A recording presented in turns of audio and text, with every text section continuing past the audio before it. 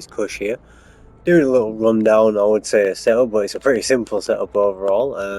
On the L85A3 here, just a rundown of what I was using in them clips. As it stands, I've just got the standard suppressor on here, nothing fancy, just gets the job done, only costs 20 points. The extended barrel, I don't go for any army, I don't have it just yet anyway, but personally I just think for the points and the actual benefits that you get, the extended is just the better option here. I use the 6H64 vertical grip. Again, it's a balance between points and what you actually get out of it. The precision and control is the highest for the actual cost here, or from what I can see. The other things that you can get that are actually better are this stubby here and the low profile stubby, but at the cost it's much different. The 30 round 30 fast mag, that's, you know, self-explanatory. It's the standard load, so you don't get any mobility issues, but you actually get the faster reload out of it. Lightweight ammo. Now this comes as like a low cost alternative to making this almost a DMR style rifle. You can use this in just about any situation. That's something I'll get onto later. But to just help you at the longer ranges, the lightweight ammo is perfect and has a standard penetration and everything along the lines. I only use a 1.75 sight, partially because it looks like the one that they may actually use in real life, and partially because I just like that magnitude. For me, it's the perfect medium for when you're not using the second accessory I've got, and that's the magnifier. Now this is perfect again because it helps suit that DMR role that this gun can get perfectly with it being a bullpup. You know, it's really versatile and always helps out massively to be able to actually see over distance and make sure you're getting those people, getting those shots off. And the violet laser, it gives you aim down sight benefits without actually being seen by other players. Yeah guys, that is the basic setup of this gun. So the L85A3 in fact here is a bullpup rifle. Now that makes it probably one of the most versatile rifles that you can get in the game. So I have to be very basic about it. Because it's a bullpup, the magazine is at the back, and that means all the firing mechanisms and such are at the back, giving you a longer barrel in a normal sized AR frame, chassis, whatever you want to call it. I can't actually remember the technical name for it. I am not a big gun guy, I'll say that.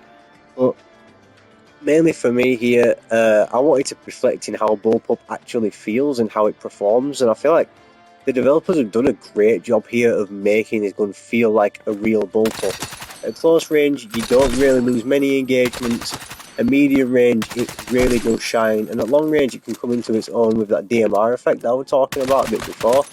You switch up your magnifier, and then you switch it to single shot, and you can kind of just lock down certain points, and you know, use optimal coverage, etc., to lock down that point and have a bit more confidence in the fact that your bullets are going where you know you need them to.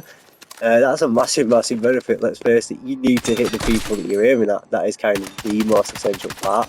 And for someone like me, I feel like I'm blind on these games, man. Like, my eyesight ain't even all that bad, but man, when it comes to picking people out at long distances, I cannot do it. Because I've got this gun in a more accurate DMR style setup, that doesn't mean that you have to do that. I feel like this thing, I mean, as I've mentioned before, with it being so versatile, you could make this a run and gun sort of thing. You could make this just about anything you want, but I feel like that's where this specific build actually shines. Now it's got the longer range setup, not really excessively long ranges where you're going to be, you know, coming up against snipers and confidently beating them every single time, but you can definitely challenge a sniper. It's more, this one's designed for tactical pushes and making sure that you're getting to objectives, whether it be attacking or defending. It's important to make sure, regardless of the situation, you're there and you can hold yourself in that fight. So when it comes to the longer range engagements, optimal cover, and making sure that you lay those bullets down, making sure you get vulnerable points like the head and chest, obviously, and then up close as well, when you actually do manage to work your way into those positions that you're looking for, the more aggressive positions rather than the sit back and snipe sort of positions, you can then bust out the full auto, put it back to the 1.75 or lower even if you feel like, and just let it rip, and this thing will slap, trust me. It is so strong and it just feels like it doesn't really miss a beat.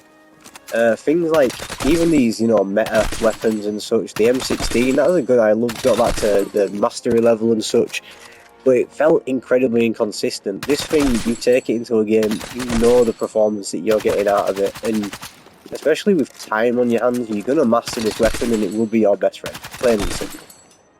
One thing that I want you to remember here, guys, is as always, with any gun that you're designing, whether it be this one or any other, I mean, I'd always recommend starting off from stock, taking it in game and seeing how it feels. And don't say, oh, this gun is really strong in XYZ point, that feels great. Say, where does this gun feel weak? Where does this gun feel bad, you know? Is it really, really good at medium distances but falls off quickly? Get that extended barrel on it, man, you know, things along them lines. It's easy to adapt your class. And I know nowadays in these new systems it can be pretty confusing with all these things that are millisecond difference when it comes to getting a kill, and attachments that quite frankly seem to do all the same thing but with different names. That feels like some of it, like they're just throwing variety at us for the sake of variety. But simple is always stronger, I always find. Like, I've got the very simple suppressor on this XYZ.